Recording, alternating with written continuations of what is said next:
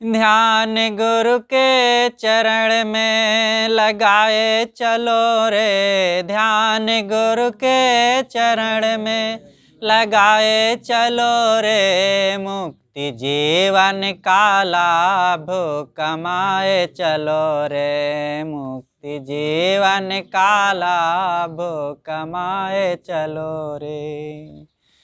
प्रथम तो संत के सत्संग से सद्ज्ञान लहे, दोष दुर्गुण को त्याग सद्गुणों के साज गहे। प्रथम तो संत के सत्संग से सद्ज्ञान लहे, दोष दुर्गुण को त्याग सद्गुणों के साज गहे। देह से भिन्न तू चैतन्य अजर अविनाशी, स्वरूप ज्ञानहीन हो के फिरे 84। यात निज रूप चिंतन डटाए चलो रे, यात निज रूप चिंतन डटाए चलो रे, मुक्ति जीवन का लाभ कमाए चलो रे, मुक्ति जीवन का लाभ कमाए चलो रे। ध्यान गुरु के चरण में लगाए चलो रे, मुक्ति जीवन का लाभ कमाए चलो रे, मुक्ति जीवन का लाभ कमाए चलो रे। विषय विवाद में तू जन्म को बर्बाद किया, लक्ष्य जीवन का क्या है इसकी तू न याद किया। विषय विवाद में तू जन्म को बर्बाद किया, लक्ष्य जीवन का क्या है इसकी तू न याद किया। सुबह से शाम तक तू पेट भोग हित धाया, पशु के तुल्य हीरा नर जन्म को भटकाया। चेत अब से न गाफिल गंवाए चलो रे, चेत अब से न गाफिल गंवाए चलो रे, मुक्ति जीवन का लाभ कमाए चलो रे, मुक्ति जीवन का लाभ कमाए चलो रे। ध्यान गुरु के चरण में लगाए चलो रे, मुक्ति जीवन का लाभ कमाए चलो रे, मुक्ति जीवन का लाभ कमाए चलो रे। समय जो आज मिला फिर से न मिलने वाला, चेत ले आज नहीं अंत में हो मुख काला। समय जो आज मिला फिर से न मिलने वाला, चेत ले आज नहीं अंत में हो मुख काला। जगत शरीर की तू मोह निशा से जागे, स्वरूप ज्ञान के अभ्यास निरंतर पागे। दाग अभिलाष दिल का छुड़ाए चलो रे, दाग अभिलाष दिल का छुड़ाए चलो रे, मुक्ति जीवन का लाभ कमाए चलो रे, मुक्ति जीवन का लाभ कमाए चलो रे। ध्यान गुरु के चरण में लगाए चलो रे, ध्यान गुरु के चरण में लगाए चलो रे, मुक्ति जीवन का लाभ कमाए चलो रे, मुक्ति जीवन का लाभ कमाए चलो रे। बोलिए सद्गुरुदेव की जय।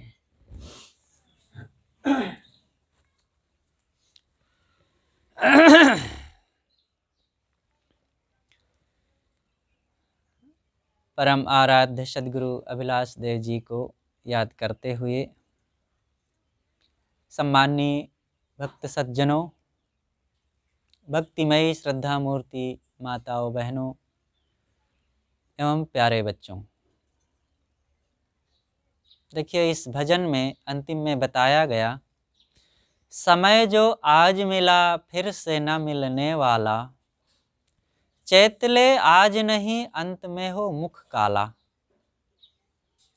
जगत शरीर की तू मोह निशा से जागे, स्वरूप ज्ञान के अभ्यास निरंतर पागे। दाग अभिलाष दिल का छुड़ाए चलो रे, मुक्ति जीवन का लाभ कमाए चलो रे। आज ये जो समय मिला है, इतना सुनहला, इतना स्वर्णिम अनमोल क्षण जो हमारे जीवन के बीत रहे हैं, ये जीवन फिर से ऐसे बना नहीं रहेगा। इसलिए हमें जीवन की कमाई करना चाहिए। हमारे कर्तव्य क्या हैं और हमारा जो असली धन है वो क्या है। साहब कहते हैं कि दाग अभिलाष दिल का छुड़ाए चलो रे, मुक्ति जीवन का लाभ कमाए चलो रे। दाग को छुड़ाना बहुत जरूरी है। दाग किसी को अच्छा नहीं लगता है ना। जैसे कि कपड़े में दाग लग जाता है तो खराब लगता है और उस दाग को जल्दी से छुड़ाने का प्रयास किया जाता है। दाग किसी को पसंद भी नहीं है। कपड़े में दाग लग जाता है तो जल्दी से उसको धोया जाता है, छुड़ाया जाता है। दीवार में दाग लग जाते हैं तो उस दाग को जल्दी से मिटाया जाता है कि देखो ये दाग लग गया है और अच्छा नहीं लगता, बुरा लगता है, तो ये दाग को छुड़ाया जाता है। चेहरे पर दाग कुछ लग जाता है तो लोग जल्दी से जल्दी उसको साफ करना चाहते हैं। कहीं धूल लग गई, मिट्टी लग गई, कचरा लग गया तो जल्दी से चेहरे के दाग को मिटाया जाता है। दीवार में कहीं दाग लग गई तो बुरा लगता है, देखो खराब लगता है, दीवार में कचरा लग गया या चिन्ह पड़ गया है, उसको जल्दी से साफ किया जाता है। घर में किसी ढंग से और कोई गाड़ी में दाग लग गया तो उसको जल्दी से साफ किया जाता है, बहुत बुरा लगता है, देखो इतनी कीमती गाड़ी और दाग लग गया। क्या हम अपने जीवन को बेदाग नहीं बनाना चाहते? हमारे दोष, हमारे दुर्गुण, हमारे मनोविकार, गंदी आदतें, हम इन दागों को क्यों नहीं मिटाना चाहते? इसलिए हमारे जीवन में अनेक अवगुण आते रहते हैं और वो हमारे मन की शांति को छिन्न भिन्न करते रहते हैं। हमारे मन के जो दाग हैं उन दागों को मिटाएं। बाहर के दाग दिख जाते हैं, उसको लोग जल्दी से मिटाने का प्रयास भी करते हैं, चाहे वो कपड़े का हो, चेहरे का हो, दीवार का हो, गाड़ी का दाग हो, और उसको लोग जल्दी से जल्दी हटाना चाहते हैं। लेकिन एक और ऐसा दाग है जो बहुत ही दुखद होता है, वो दाग है मन के दाग। वो मन में हमारे दाग लग जाते हैं, उन दागों को हमें मिटाने का प्रयास करना चाहिए। क्रोध आ गया तो मानो अंदर दाग लग गए। ये हमारे मन में ये जो छोटे छोटे दोष हैं, छोटे छोटे अवगुण हैं, यही तो हमें कितना सताते हैं और कितना हमें दुख देते हैं। इसलिए इन दोषों को, इन दुर्गुणों को, ये मन की कुचालों को हमें मिटाने के लिए तत्पर होना चाहिए। दाग ना बनने पावें। भाई भाई में आपस में अगर प्रेम घट गया तो दाग लग गया ना। जो भाई एक साथ बचपन में खेले, खाए, पढ़े, लिखे और एक साथ बैठते उठते सोते जागते थे, माता पिता का प्यार पाते थे, वही भाई भाई आपस में 4 दिन के बाद इतना दूर हो जाते हैं, इतनी नफरत एक दूसरों में हो जाती है। कहते हैं मैं दुश्मन से बात कर लूंगा लेकिन भाई से बात नहीं करूंगा, दुश्मन के घर में बैठ लूंगा लेकिन भाई से नहीं बात करूंगा, उसके पास नहीं बैठूंगा। ये मन का दाग है कि नहीं, कि मन का सौंदर्य है? क्या कमी हो गई? विचार हमारे खराब हो गए हैं। बस ये विचार खराब हो गए, इसलिए सब दुनिया बदल गई।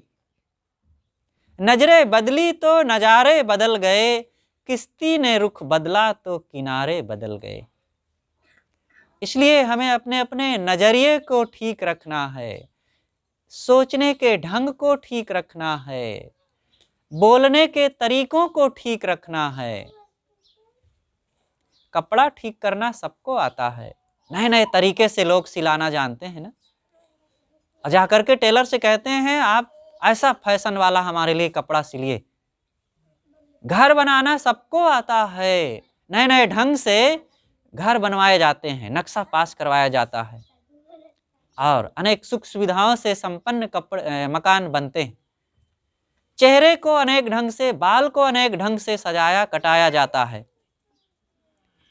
गाड़ियां अनेक नए नए ढंग की आती हैं। हमारे जीवन में विचार क्यों नहीं आते हैं नए नए ढंग के, अच्छे अच्छे, जो हितकारी हों? अच्छे विचार के अभाव में ही ये हमारे घर परिवार का माहौल, बढ़िया घर है, बढ़िया गाड़ी है, बढ़िया कपड़े हैं, बढ़िया चीजें हैं, बढ़िया खाते हैं, लेकिन विचार गंदे होने से वो सब हमारे लिए दोष बन जाता है, दुख तैयार करते हैं। इसलिए प्रेम होना चाहिए, प्रेम करना हम सीखें। प्रेम हमारे सारे दाग को मिटा देता है। कल किसी से कटुता हो गई, बात व्यवहार में थोड़ा सा बिगाड़ हो गया और नहीं कुछ कहते सुनते बना, कोई बात नहीं। दो बातों का ख्याल रखना चाहिए, थोड़ा रुक जाएं, थोड़ा झुक जाएं। हमसे अगर गलती क्रोध की बात, जैसे क्रोध आ रहा है तो थोड़ा सा रुक जाओ। क्रोध हम में आ रहा है, बस जो क्रोध आया और उसको तुरंत अंजाम आप देने जाएंगे तो निश्चित है 100% आप गलत ही करेंगे। क्रोध सबके अंदर राक्षस के रूप में बैठा हुआ है। आप लोग कहते हैं कि वो मेरा दुश्मन है, वो मेरा बैरी है और वो मुझे मिटाना चाहता है, मैं उसको देखना नहीं चाहता, उसके पास बैठना नहीं चाहता। बाहर दुश्मन मानते हैं, सच्चे दुश्मन को पहचाने हैं कि नहीं? तेरा बैरी कोई नहीं, तेरा बैरी फैल, अपनी फैल मिटाए ले, गली गली कर शैल। सदगुरु कबीर साहब कहते हैं कि तुम्हारे बैरी कोई बाहर नहीं है, तुम्हारे भीतर ही हैं। फैल, फैल माने बुराइयां, दोष, जो हमें संसार में बिखेर देता है, फैला देता है। सदगुरु कहते हैं कि जो हमें संसार में भटका दे। देखो अब सत्संग में बैठे हैं लेकिन हमें कोई भटका रहा है, फिर मन चला जाता है कहीं उधर कहीं उधर। उसी को पहचानना है, उसको पहचाने बिना कभी भी सुखी नहीं हो सकते। हमारे अंदर कोई हमें प्रेरित करता है अच्छाई की ओर बुराई की ओर, वो हमारा मन है। इसलिए सदैव एकाग्रता अपनानी चाहिए और एकाग्र होकर के विद्यार्थी पढ़ेगा नहीं तो सफल नहीं होगा पढ़ाई में। एकाग्र होकर के गृहिणी घर में भोजन नहीं बनाएगी तो बढ़िया भोजन नहीं बनेगा। एकाग्र होकर के जब लोगों से प्रेम व्यवहार बात नहीं करेंगे तो कहीं ना कहीं क्रोध आ जाएगा, विवाद हो जाएगा और झगड़ जाएंगे। पति पत्नी में, भाई भाई में, पिता पुत्र में, सास बहू में, देवरान जेठान में, यही तो है। अनियंत्रित कुछ का कुछ बोल देते हैं और पछताते हैं वही लोग, लेकिन फिर पछताए होत क्या जब चिड़िया चुग गई खेत। एकाग्र होकर के सत्संग में नहीं बैठेंगे तो बाबा बरत जाए, पड़वा चबात जाए। तो इसलिए एकाग्रता की जरूरत है। मैं कह रहा था कि कोई हमें भटका देता है, दूसरा नहीं, हमारे अंदर बैठे हैं। तो हमारे बैरी हमारे दोष हैं, हमारे अवगुण हैं, उसको हम पहचाने। सबके अंदर हैं। लोग कहते हैं दुश्मन बाहर है, अरे हमारे भीतर ऐसे दुश्मन बैठे हैं जो अहित, जो नुकसान बाहर वाला दुश्मन नहीं कर सकता है ना। क्रोध करके और क्षण में क्रोध किए और किसी को मार दिए।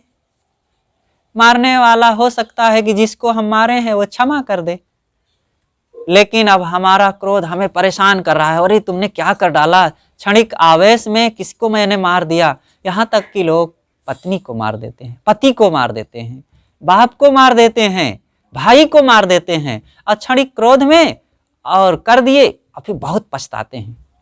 कोई दुश्मन इतना दुख नहीं देता जितना फिर मन क्षणिक आवेश में आकर के लोभ में पड़ गए और कुछ का कुछ कर डाले और फिर बहुत पछताते हैं। वासना में पड़ गए, आज देखते हैं ना कितना तांडव हो रहा है। जो ये मन की चालबाजियों में पड़ करके होता है। अब मन कैसे ठीक किया जाता है, इसके लिए लोग कोई अपनाते ही नहीं सिस्टम। कोई चीज इंजीनियरिंग पढ़ने के लिए कितना लोग पढ़ते हैं, खर्चा करते हैं।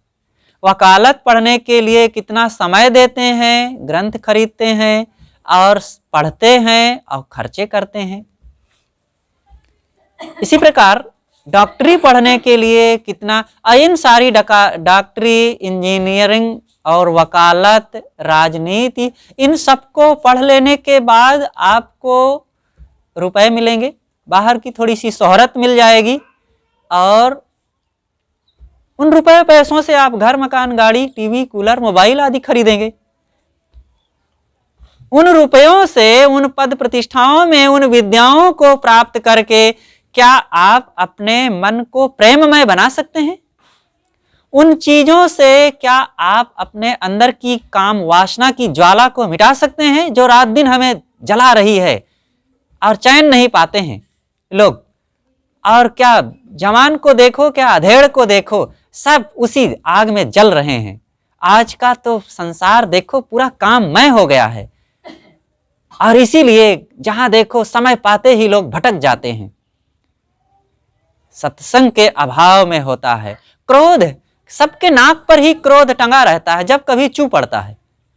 और जिसको देखो, नहीं कि आप दुश्मनों से, वैरियों पर क्रोध करते हैं। लोग कहते हैं कि हमारे देश में ये मुसलमान आकर के यहाँ की शांति को भंग कर रहे हैं। मुसलमान शांति को भंग कर रहे हैं। आपके घर में जितने लोग हैं आए दिन लड़ते हैं, कितने मुसलमान हैं घर परिवार में? आपके गांव में, मोहल्ले में ही आपस में भाई भतीजे, पट्टीदार एक दूसरे के साथ वाद विवाद करते हैं, लड़ते झगड़ते हैं, उसमें कितने मुसलमान हैं? और कौरव पांडव जो आपस में लड़े थे, महाभारत युद्ध हुआ था, उसमें कितने मुसलमान थे? द्वारिका में महाराज श्री कृष्ण के परिवार में महाभारत के 36 वर्ष बाद सब शराबी हो गए और आपस में कट करके सब मर गए। अधिकतम लोग एक दूसरे को मार मार करके, उसमें कितने मुसलमान थे? हम व्यर्थ की बकवासें करते रहते हैं। अरे होंगे कहीं कोई ऐसे उज्जड होंगे जो समाज में अशांति फैलाते होंगे, लेकिन हमारी अशांति, हमारे पतन, हमारे दुख और हमारे विनाश के कारण हमारे आसपास हैं, हमारे मन में है, हमारे जीवन में है। हम अपने जीवन को, अपने दामन को ठीक करते नहीं और दूसरों को देखते हैं। लोग दूसरों को उंगली दिखाते हैं ना, दूसरों को जब उंगली दिखाते हैं तो कितनी उंगली बाहर जाती है? एक। अन्य उंगलियां क्या कहती हैं? अपनी तरफ कहते हैं। तुम बाहर को एक देखते हो तो 4 बार 3 बार पहले अपने आप को देखो। देखो हमारे पास आंख 2 हैं और कान 2 हैं और मुख 1 है। किसी के 2 हो तो अलग बात है मुख, लेकिन हम जितने लोगों को आज तक देखे हैं 1 ही मुख है। तो ये हमारा जीवन ही कहता है 2 बात देख लो और 2 बात सुन लो तो 1 बात बोलो, लेकिन नहीं, देखना चाहते नहीं, सुनना चाहते नहीं और बोलना ज्यादा चाहते हैं। इसीलिए कलह होता है। सुनो, लोगों की सुनो, थोड़ा धीरज रखो, घबराओ मत, उतावलेपन मत अपनाओ, देख लो हकीकत क्या है, सच्चाई क्या है, तब फिर कुछ 1 बात बोलो, गंभीरता से, प्रेम से, मीठा बोलो। वाणी मनुष्य के जीवन में अनमोल वरदान है। हमारे जीवन में, मनुष्य के जीवन में मन और वाणी इसको वरदान के रूप में मिला हुआ है। पशु पक्षियों को ये वरदान नहीं है, लेकिन ये वाणी को हम गलत अपना करके, गलत बोल करके, गलत अपना करके और आपस में कितना कलह, झगड़ा, विवाद अपना करके और सारे दोष अपना लेते हैं। इसलिए सारे अवगुणों को, सारे विकारों को और मन की इन विकृतियों को छोड़ करके हमें संयम सदाचार अपनाना चाहिए। इसलिए कहीं भटकने की आवश्यकता नहीं है। सदाचार अपनावें, कहीं भटकने की आवश्यकता नहीं है। इसलिए हमें ज़रूरत है कि ये दोष आते हैं और हमें दुखी बना देते हैं। खान पान की सावधानी की ज़रूरत है। लोग थोड़ी सी सावधानी नहीं रख पाते और गलत खान पान अपना लेते हैं। कहीं भी हमें अपने घर परिवार में छोटी छोटी बातों को ध्यान रखना चाहिए। बहुत पढ़े लिखे हैं लेकिन सावधानी व्यवहार की नहीं अपना पाते और धीरे से अपने आप हमारे जीवन में अवगुण आ जाते हैं। खान पान अपना लिए गलत, पान तंबाकू खाने लग गए, सिगरेट शराब पीने लग जाते हैं लोग और ध्यान नहीं रख पाते और हमारा सदाचार बिगड़ने लगता है। और बाल बच्चों में एक दूसरों के साथ ऐसे कलह विवाद करके और सब बिगाड़ डालते हैं। इसलिए बहुत जीवन को संभालने की जरूरत है। सदा रहे सुख संयम अपने वसुधा आदि कुमारी। सदगुरु कबीर के बीजक का एक पद है, उसी की एक पंक्ति है। सदा रहे सुख संयम अपने वसुधा आदि कुमारी। सदा रहे सुख, सुख सदा कैसे रहता है? संयम अपने आप पर जब संयम किया जाता है तो सदा सुख की प्राप्ति होती है। वसुधा आदि कुमारी, वसुधा माने धरती। ये धरती तो सदैव से कुमारी है, सदैव बहुत पवित्र है, लेकिन जब हम अपने कर्मों को ठीक रखते हैं तो। इसलिए संयम में जीवन होना चाहिए। हर इंसान को संयमी बनना चाहिए। संयम से जब बोलते नहीं हैं तब फिर आपस में कलह शुरू हो जाता है। संयम से जब खाते नहीं हैं तो रोग आ जाता है। देखो ना, संयम के अभाव में लोग गलत खा खा करके बहुत दुख अपनाते हैं। संयम से नहीं बोलने के कारण बहुत कलह विवाद हो जाता है। संयम से बैठते उठते नहीं बनता है तो आपस में बहुत मानसिक क्लेश बढ़ जाते हैं। इसलिए हर इंसान को संयमी होना चाहिए। संयम ही देवता है। जो लोग संयम को त्याग देते हैं तो फिर वो बहुत दुख पाते हैं। इसलिए हमारे खान पान में खूब पवित्रता होनी चाहिए। कभी भी ये असंयम में पड़ करके, लोभ लालच में पड़ करके खान पान को गंदा ना करें।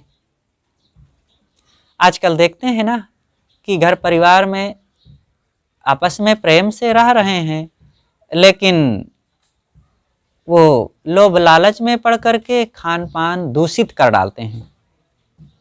स्वाद के, विटामिन के चक्कर में पड़ करके लोग अंडा खाने लग जाते हैं, मांस खाने लग जाते हैं।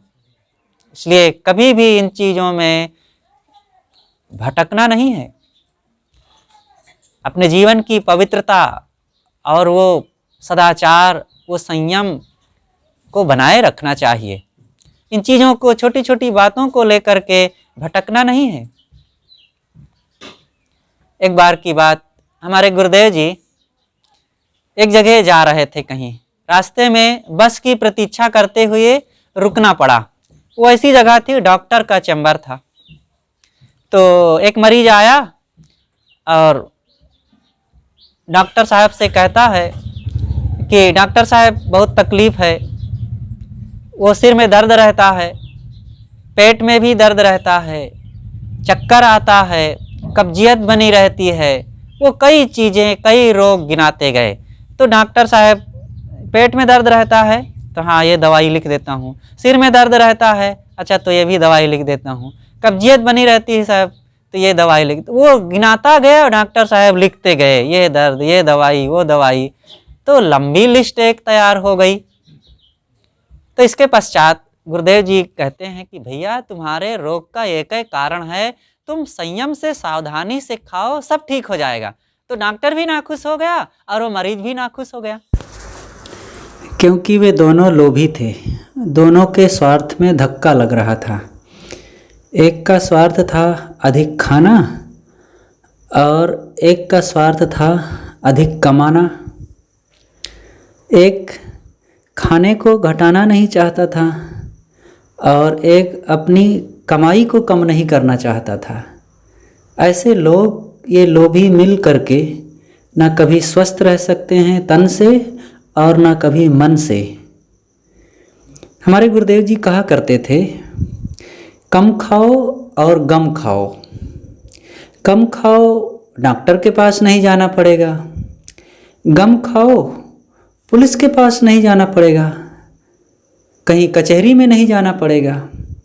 इस प्रकार से जो खाने में संयम रखता है वो शरीर से स्वस्थ रहेगा और जो संतोष करेगा, गम खाएगा, धैर्य रखेगा, क्रोध और कलह में नहीं पड़ेगा, तो उसको कहीं विवाद में नहीं फंसना होगा। तो सदगुरु कहते हैं कि सदा रहे सुख संयम अपने वसुधा आदि कुमारी। ये वसुधा, ये धरती तो सदैव से आदि कुमारी ही है।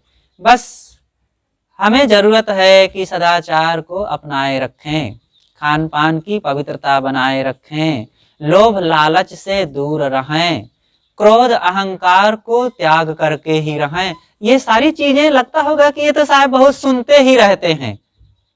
सुनते रहने से क्या होगा? सत्संग में कोई नई चीज थोड़े बता दी जाएगी कि अजूबी चीज, अमेरिका इंग्लैंड वाली की कोई चीज आपको दिखा देंगे और बस एकदम आप फिदा हो जाएंगे उस पर।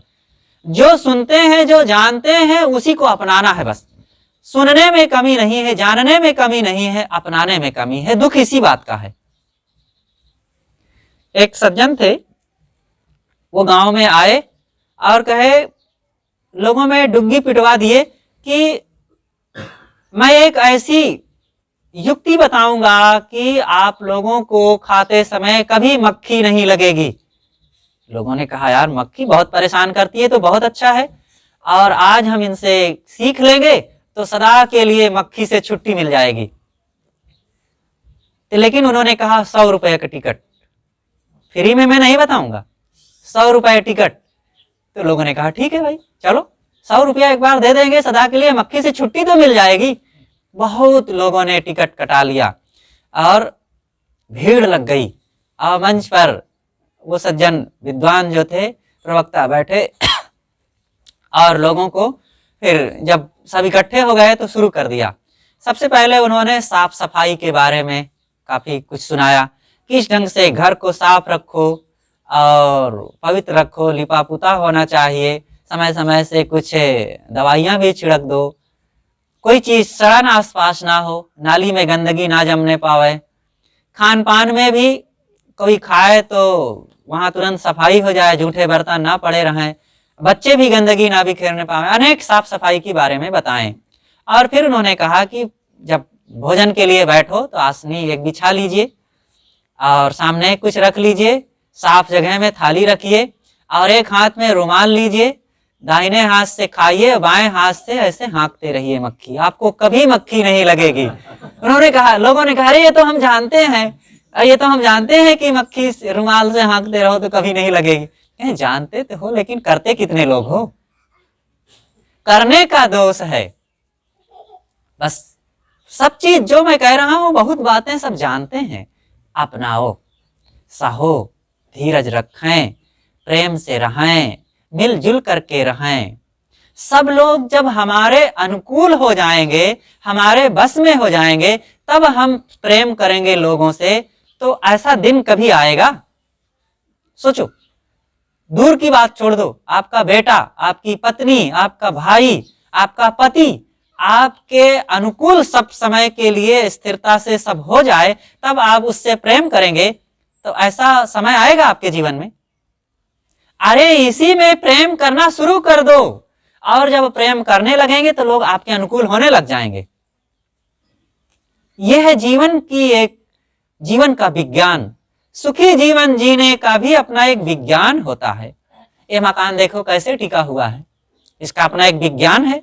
उस नियम को अपना करके मकान को तैयार किया गया, और ये देखो सैकड़ों टन की छत बस दीवारों पर टिकी रहती है। 2 दीवार पर, 3 दीवार पर ज्यादा से ज्यादा कई बार मकान को रोक दिया जाता है। उसका सिस्टम अपनाया गया। इसी प्रकार गाड़ियां कैसे चलती हैं, एक सिस्टम है। हवाई जहाज कैसे उड़ता है, मोबाइल पर कैसे बात होती है, इसका एक सिस्टम है, विज्ञान है। मन कैसे सुखी होता है, प्रसन्नता कैसे आती है, चिंता और भय, शोक और संताप कैसे आते हैं, इस विज्ञान को भी कभी हमने पढ़ा है कि नहीं?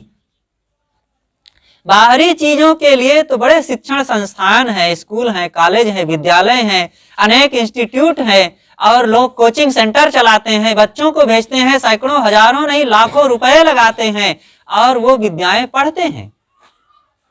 मन को सुखी रखने के लिए, आपस में प्रेम, प्रसन्नता, सद्भाव बनाए रखने के लिए भी कभी कुछ खर्चा किए हैं, समय दिए हैं? कोई कोचिंग सेंटर में गए हैं कि नहीं? वो कौन है कोचिंग सेंटर? वो यही है संतों का सत्संग। आप चले जाइए दुनिया में बड़ी बड़ी कंपनियों, फैक्ट्रियों और कोर्ट कचहरियों, थानों में पता लगाइए कि आपस में हम पति पत्नी, भाई भाई, पिता पुत्र, सास बहू, देवरान जेठान प्रेम से कैसे रहें। कोई ऐसी शिक्षण संस्थान है बताने वाले? थानेदार साहब सिखाएंगे इस बात को, कि वकील साहब सिखाएंगे, कि नेताजी सिखाएंगे? कोई है अगर तो वे सदाचारी सज्जन और संत गुरुजन हैं। उनके पास बैठते नहीं, वह काम करते नहीं। खान पान की पवित्रता हमारे जीवन में कैसे आए? अरे स्वास्थ्य के नियम को भी लोग नहीं अपनाते हैं। कैसे स्वस्थ हम रहें, इसी को नहीं अपनाते हैं और रोगी बने रहते हैं। तन और मन, हमारे पास 2 चीज है, तन का रोग और मन का रोग, ये हमारी समस्या है। इन दोनों को स्वस्थ रखने के लिए हमारी ही जिम्मेदारी है। तन को स्वस्थ रखना है तो कम खाओ, मन को रखना है स्वस्थ तो गम खाओ। तन को कम खाएंगे तो डॉक्टर के पास नहीं जाना पड़ेगा, और गम खाएंगे तो थानेदार साहब के पास नहीं जाना पड़ेगा। एक संत कहते थे, संत अपनी संकेत में जीवन के सारे राज बता देते हैं, और जब जो लोग संत के संकेत को नहीं समझते हैं, फिर उसी को पुलिस के बेंत की जरूरत पड़ती है।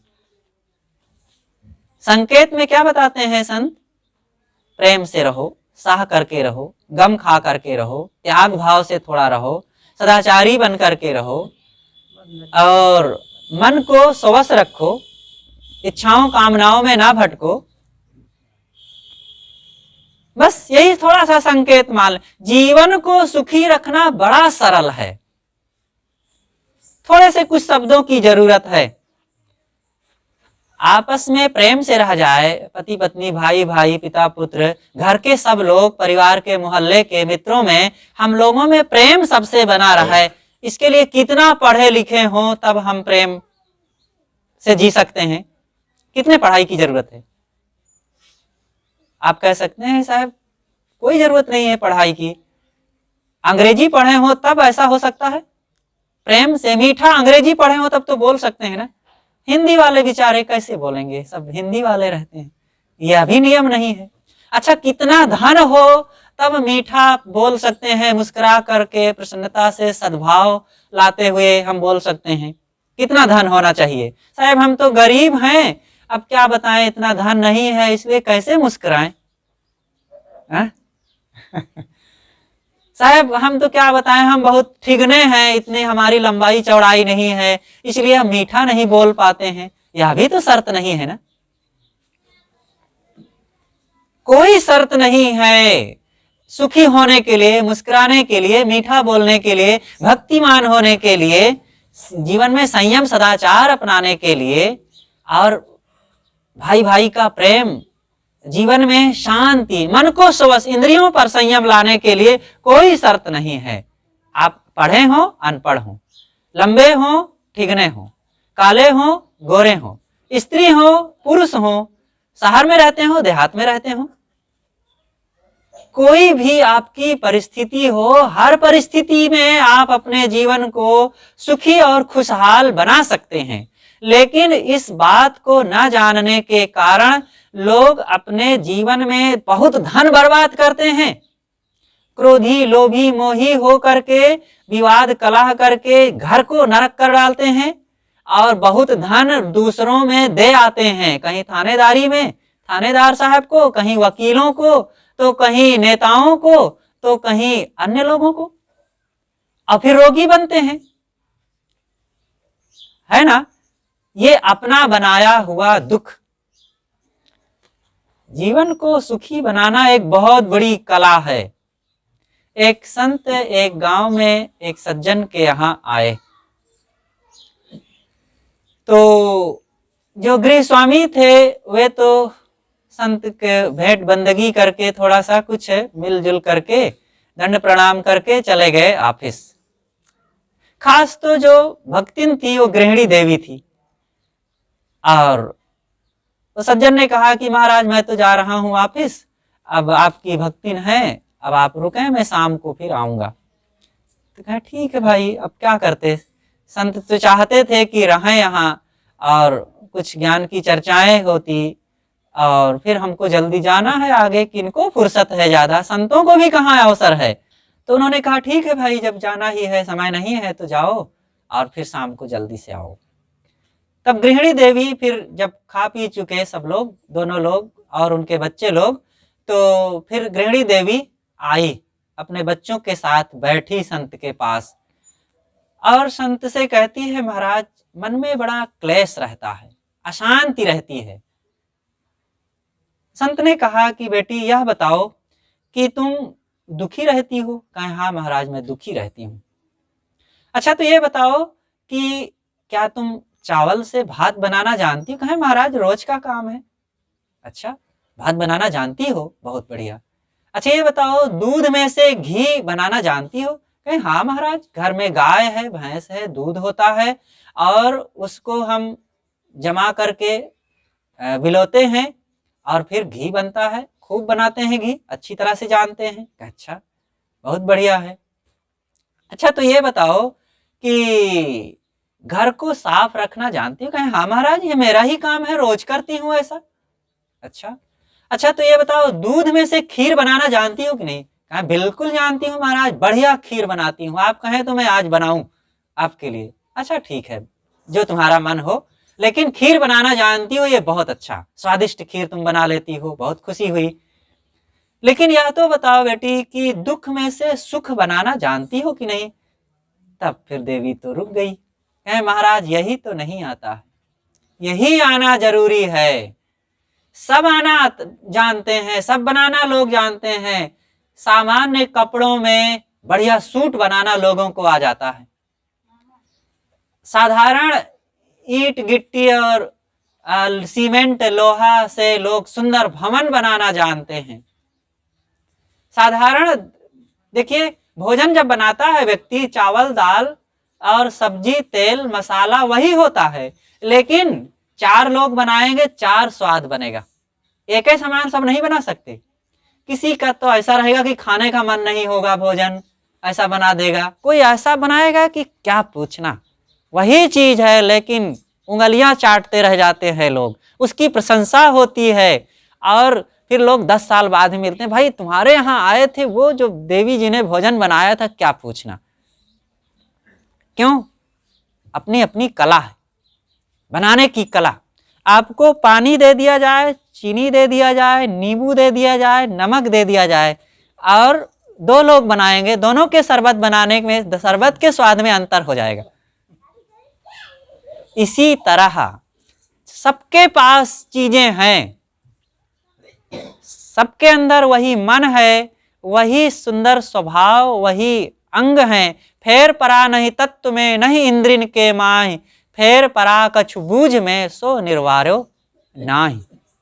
शरीर वही, मन वही, चीजें वही, भोजन वही, हवा पानी वही, लेकिन एक उसी वातावरण में महादुखी रहता है और एक परम शांति, प्रसन्नता, आनंद, सुख का अनुभव करता है। इसलिए हमें अपने जीवन में वो विज्ञान अपनाना चाहिए। इसलिए हर इंसान को सुखी होना उसकी अपेक्षा है। तो संत जी ने कहा कि बेटी, दुख में से सुख निकालना सीखो, क्रोध में से शांति सीखो। जब आपके घर में बेटा ने क्रोध किया या पति ने क्रोध कर दिया, चलो क्रोध के समय में ही दो संभावनाएं हैं, दो रास्ते निकल आते हैं। किसी ने हमें कटु कहा, तब हमारे पास दो ऑप्शन बचते हैं, हम भी क्रोध करके उसको जवाब दे दें, ये एक ऑप्शन है, और दूसरा ऑप्शन यह है कि उस समय हम क्षमा करके उसको भी, उसके भी क्रोध को ठंडा कर दें और हम भी शीतल बने रहें। देखिए, दोनों इसी समय संभव है। कोई जब हमसे क्रोध पूर्वक बोलेगा तभी तो हम क्षमा कर सकते हैं उसी समय, और तभी हम क्रोध भी कर सकते हैं उसी समय। कोई हमसे कटु नहीं बोल रहा है और हम उससे कहें कि भैया मैं तुम्हें क्षमा करता हूं, कोई मतलब नहीं।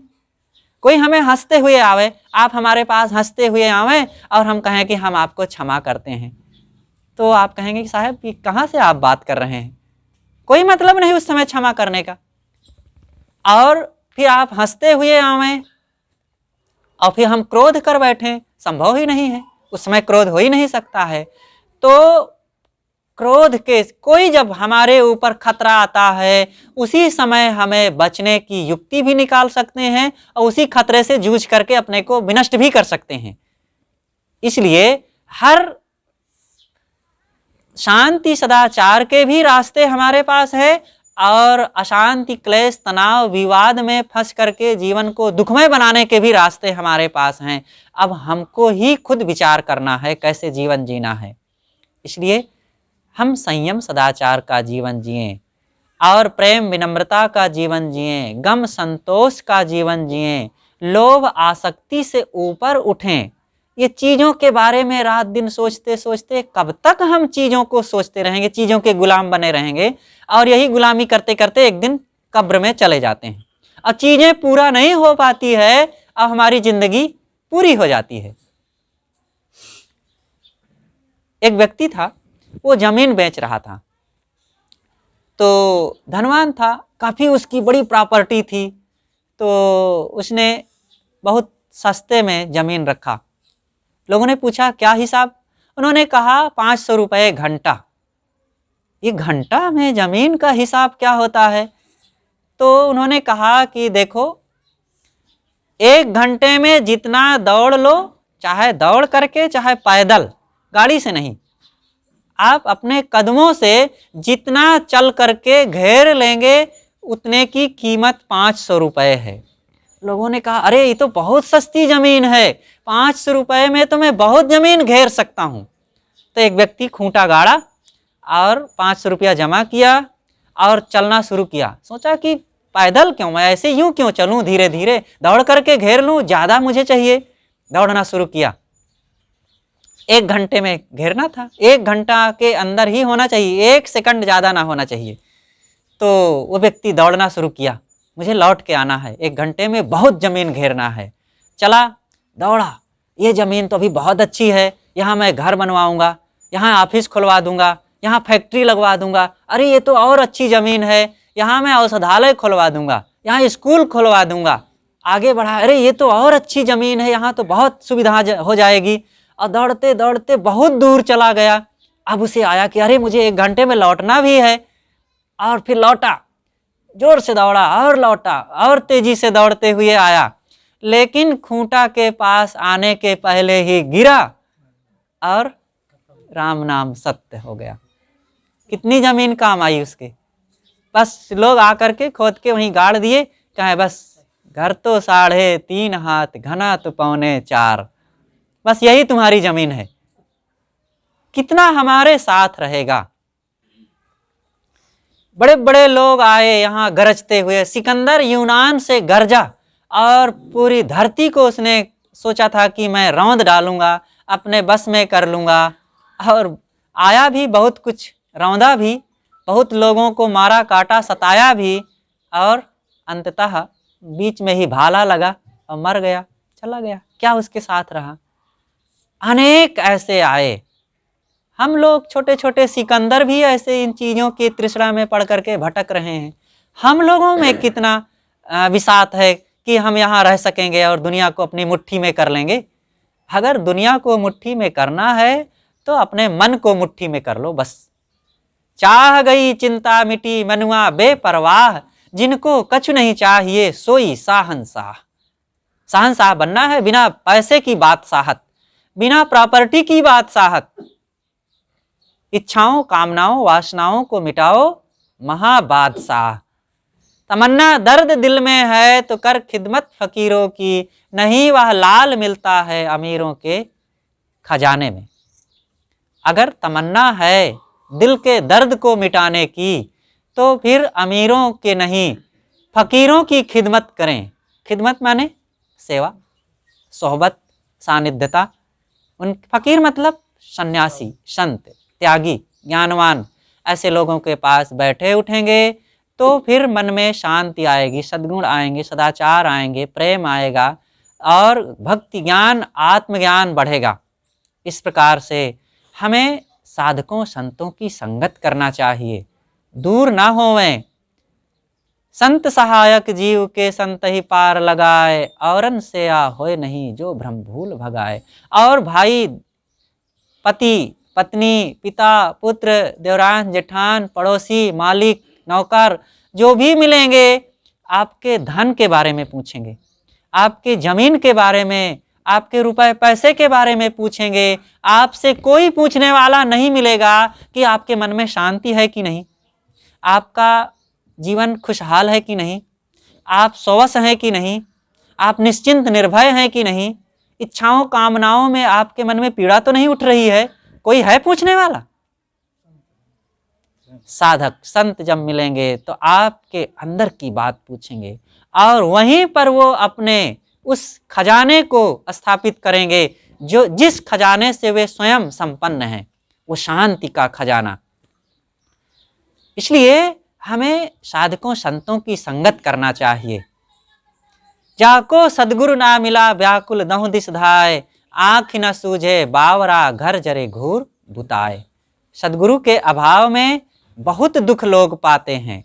ये शराब पान, चोरी बदमाशी, झूठ, हिंसा, हत्या, अंधविश्वास में जादू टोना तंत्र मंत्र और दुर्गा और काली और भैरवी कहाँ कहाँ भटकते हैं लोग, देखते नहीं है। अभी नवरात्र बीती थोड़े दिन पहले, आपके गांव में भी आसपास में भी लोग बैठाए रहे होंगे देवी दुर्गा और चंडी यज्ञ, और लोग 9 दिन पूजते हैं। असली देवियों की, असली दुर्गाओं की पूजा नहीं होती, इनका अपमान होता है, अनादर होता है, और वो लकड़ी की, कपड़े की और मिट्टी की रंगी पोती हुई दुर्गा को लोग पूजते हैं। अभी कल घूमने के लिए निकले, एक पेड़ के नीचे 50 नहीं सैकड़ों मूर्तियां रखी थी। हमने कहा देखो यहाँ भगवान की तो मंडी लगी हुई है, और भगवान वहां पड़े हैं और कुत्ता आकर के वहां टांग उठा करके काम कर जाता है, और भगवान रोक नहीं पाते हैं। अब गंदगी धूल पड़ी है, अपनी धूल भी नहीं झाड़ पाते हैं भगवान।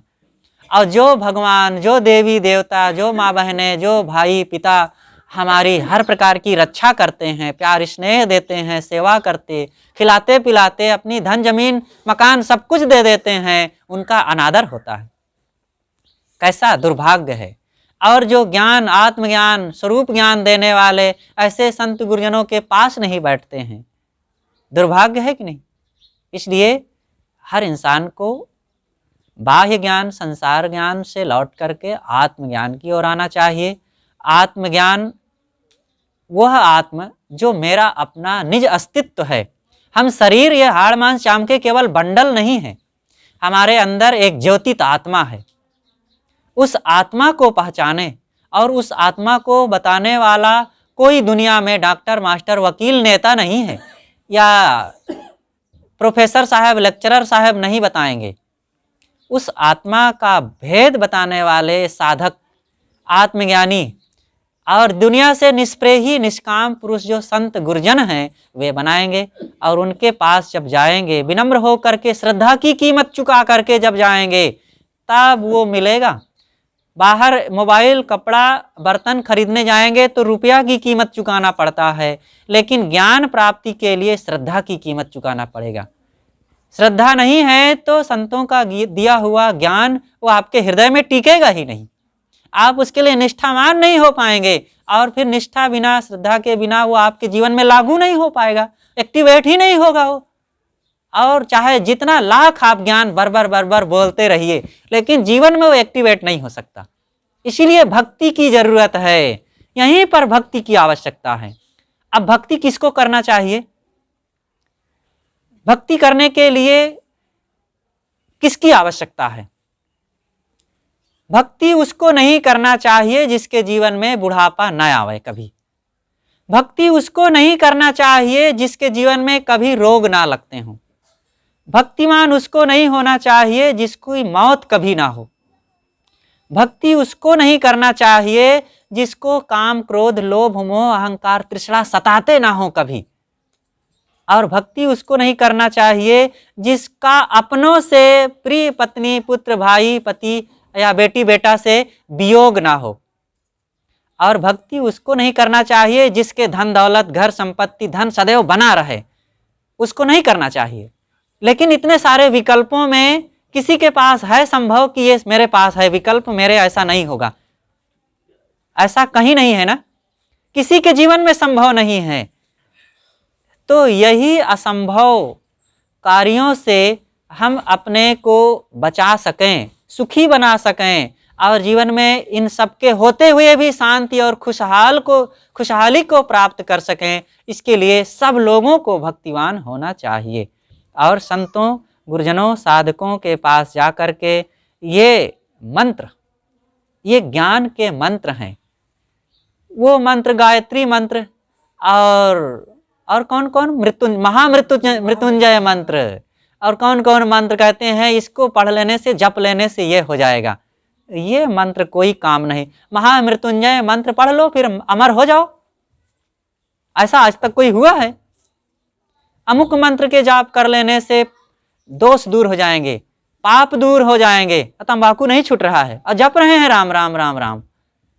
गाली देना नहीं रुक रहा है, झगड़ा करना नहीं रुक रहा है। इसलिए मंत्र फंत्र के चक्कर में ना पड़ें। मंत्र यह है कि मैं क्रोध नहीं करूंगा, एक छोटा सा देखो ये मंत्र है, बस इसी का जाप करो और सावधान रहो। मैं संयम से रहूंगा, मैं किसी को दुख नहीं दूंगा, मैं अविनाशी आत्मा हूं, इसलिए लोभ लालच में नहीं पड़ना है। ये छोटे छोटे मंत्र हैं, इसीलिए सत्संग की जरूरत है। तो हम सब लोग इन चीज़ों को सीखें, जानें और अपने जीवन को बदलें। आप सब लोगों का भाव, प्रेम और ये संतों के प्रति जो लगन है ये बनाए रखें। और देखो ये लगन थी तभी हम यहाँ तक आ गए, और हमारे वकील साहब, डॉक्टर साहब, मास्टर साहब और लेखपाल साहब और सब साहब लोग तो हमारे अच्छे अच्छे लोग अच्छा यहाँ तक खींच लाए गांव में। और ये बना रहे आपस का प्रेम, संगठन, सदाचार, मेल मिलाप। केवल हमसे ही प्रेम करे ये असली प्रेम की पहचान नहीं है। आपस में प्रेम रहे। हम कहते हैं भाई भाई, पति पत्नी, पिता पुत्र प्रेम करेंगे तो उसमें हमको क्या मिलेगा, लेकिन हमारी यही विचारधारा है, सदगुरु कबीर की यही देन है। ये संतजन अपने लिए नहीं, वो सबके लिए कहते हैं, और उनकी शिक्षाएं जब हम मानेंगे तभी हम उनके अनुयायी हैं। कहाँ कबीर सोई जन मेरा जो घर की रार निबेरे। सदगुरु कबीर ये नहीं कहते हैं कि तुम मुझे आरती कर लो तब मेरे शिष्य हो, तुम मुझसे दीक्षा ले लो तब मेरे शिष्य हो, और तुम मुझे पैसा चढ़ा दो तब मेरे शिष्य हो, तुम मुझे हाथ जोड़ लो और बंदगी कर लो तो मेरे शिष्य। ये सब कोई शिष्यता की शर्त नहीं है। साहब कहते हैं कि तुम अपने मन के घर के कलह को मिटा लो तो मेरे शिष्य हो। कहाँ कबीर सोई जन मेरा जो घर की रार निबेरे। तो ये रार ये झगड़ा, ये कलह को हम मिटावें और हम सच्चे संतों, गुरुजनों और सदगुरु कबीर के अनुयायी बने। बस काफ़ी देर से मैं आप लोगों को अपनी बातें सुनाता रहा, कहता रहा। आप लोग बड़े प्रेम और उत्साह से सुनते रहे। सबको बहुत बहुत मंगल कामना साधुवाद देते हुए अपनी बातों को यहीं पर मैं समाप्त करता हूँ और यही शुभकामना करता हूँ कि ऐसे ही ज्ञान भक्ति की गंगा बहती रहे और हम ही नहीं, कोई भी संत गुरुजन अच्छे विचारवान बोधवान पारखी संत आवें, सबका आदर सम्मान करना और सबसे ज्ञान ग्रहण करना और सेवा सत्संग का लाभ लेना। और यही सभी संत बताते हैं और यही हम भी कह रहे हैं। हम कब कब कितना आ पाएंगे और फिर ये जीवन शरीर का भी कोई ठिकाना नहीं, कब कहाँ ये मिट्टी का लौंदा फस से फूट जाए कौन जानता है। लेकिन अगर संतों के प्रति भक्ति भाव बना रहेगा तो संत सदा आते रहेंगे और आपके जीवन में, घर परिवार में वो रूहानी ताकत देते रहेंगे। इसलिए ये भाव, ये प्रेम, ये उत्साह सदैव बना रहे। बस बोलिए सद्गुरुदेव की जय।